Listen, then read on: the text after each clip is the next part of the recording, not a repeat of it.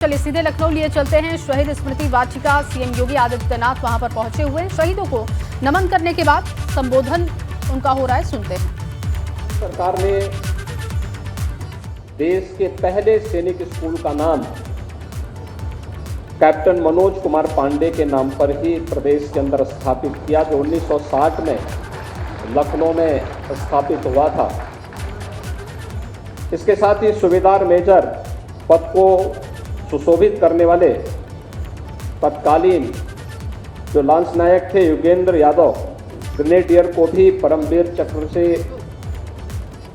सम्मानित किया गया। मैं कारगिल युद्ध में शहीद हुए देश व प्रदेश के उन सभी बहादुर जवानों की वीरता को इस अवसर पर नमन करता हूं तथा देश की रक्षा करते हुए शहीद होने से बड़ा कोई बलिदान नहीं हो सकता। इन बलिदानियों का राष्ट्र के प्रति प्रेम, मातृभूमि के लिए प्राण तक न्यौछावर करने की भावना, उनका साहस, वीरता आदि के बारे में सोच करके ही हर भारतवासी रोमांचित हो उठता है। जिन्होंने मैं विशेष रूप से इस अवसर पर उन माता पिता और उन परिवार के सदस्यों का अभिनंदन करता हूं जिन्होंने अपने परिवार के ऐसे वीर सपूतों को खोया है। इससे बड़ा बलिदान दूसरा नहीं हो सकता। पूरा राष्ट्र उनके प्रति ऋणी है और इस अवसर पर मैं उन सभी भारत माता के अमर सपूतों के परिवारजनों को इस बात के लिए आश्वस्त करता हूं कि केंद्र और राज्य सरकार सदैव उनके साथ खड़ी है। भाइयों बहनों, आज हम कारगिल विजय दिवस को ऐसे अवसर पर आयोजित कर रहे हैं जब हमें यह वर्ष देश की आज़ादी के अमृत महोत्सव के साथ जुड़ने का एक अवसर भी प्रदान करता है।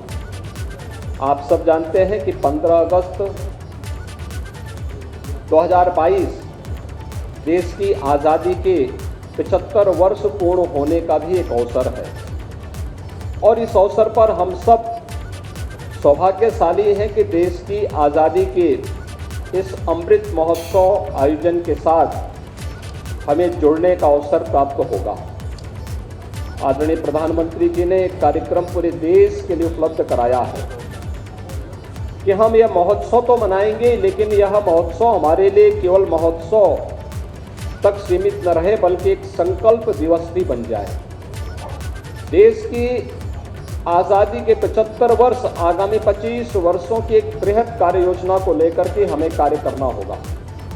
ये बृहद कार्य योजना कि हमें भारत को, अपने देश को कहाँ लेके जाना है, कैसा भारत हम चाहते हैं, आने वाली पीढ़ी को कैसा भारत चाहिए और उस भारत के निर्माण के लिए पूरे भारतवासियों को 135 करोड़ की आबादी को एकजुट होकर के जब हम सब मिलकर के कार्य करेंगे तो उसके परिणाम भी हम सब के सामने आएंगे।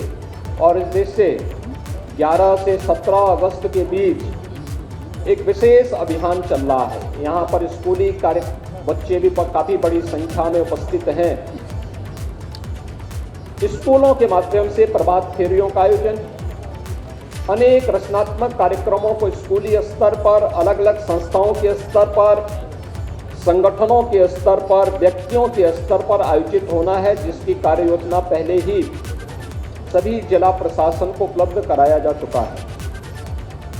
13 से 15 अगस्त के बीच देश को हर घर तिरंगा के साथ जोड़ना है। भारत के आन मान और शान का प्रतीक, भारत के गौरव और गरिमा का प्रतीक, भारत के शौर्य, भारत की शांति और भारत की प्रगति का प्रतीक, भारत के तिरंगे को हर घर पर लहराने की एक व्यापक कार्य योजना भी बनाई गई है। और मुझे लगता है कि हर भारतवासी को चाहिए कि अपने घर पर तिरंगा लगा करके भारत के राष्ट्रीय प्रतीकों के प्रति हम सम्मान का भाव व्यक्त करें। भारत के इन प्रतीकों के प्रति सम्मान का भाव, भारत के महापुरुषों के प्रति सम्मान का भाव हम सबके मन में पैदा करें, जो हमें उन संकीर्णताओं से ऊपर उठने की प्रेरणा प्रदान कर सके, जो हमें जाति, मत, मजहब, क्षेत्र, भाषा या किसी भी उन संकीर्णताओं के दायरे में कैद करके भारत को कमजोर कर रहा है। उन संकीर्णताओं से ऊपर उठ करके हम सबको मिल करके एक भारत, श्रेष्ठ भारत बनाने की प्रधानमंत्री मोदी जी की इन परिकल्पनाओं को साकार करने के लिए पूरे भारतवासियों को जुड़ना होगा। और इस अवसर पर मैं चाहूँगा कि 13 से 15 अगस्त के बीच हर घर पर भारत के आन, मान और शान का प्रतीक तिरंगा लहराने की कार्रवाई को सभी स्कूल, कॉलेजेज, संगठन, संस्थाएं और हर भारतवासी और हर उत्तर प्रदेशवासी इस कार्यक्रम के साथ जुड़ेगा तो राष्ट्रीयता की एक नई लहर हर भारतवासी के अंदर पैदा करेगा और उन अमर बलिदानियों के सपने को साकार करने का इससे अच्छा अवसर नहीं होगा, जिन्होंने देश की रक्षा के लिए और भारत की अखंडता के लिए अपना सर्वोच्च बलिदान भारत की सीमाओं की रक्षा करते हुए दिया है। उन महापुरुषों के प्रति, उन अमर शहीदों के प्रति ये हमारी विनम्र श्रद्धांजलि भी होगी। मैं एक बार फिर से कारगिल विजय दिवस के अवसर पर पूरे प्रदेशवासियों को हृदय से बधाई देता हूं। अमर शहीदों के प्रति नमन करते हुए उनके परिजनों को इस बात के लिए आश्वस्त करता हूं कि सरकार उनके साथ में खड़ी है।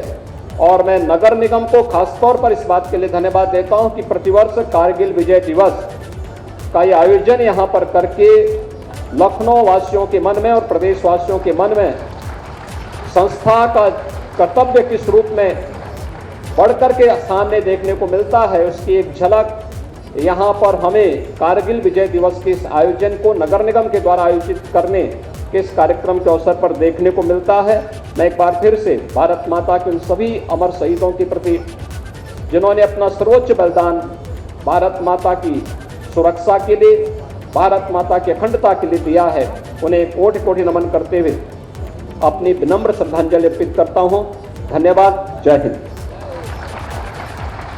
और आपसे एक निवेदन कि माननीय मुख्यमंत्री जी के संकल्प में अपना साथ व्यक्त करने के लिए शानदार उनका।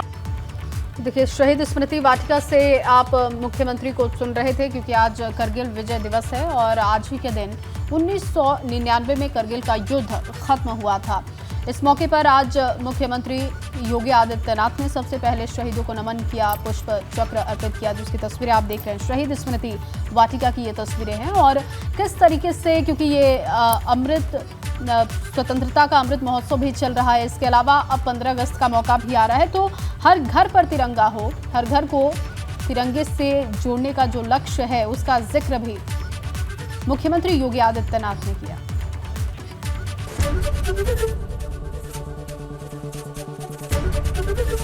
एबीपी गंगा, खबर आपकी, जुबान आपकी।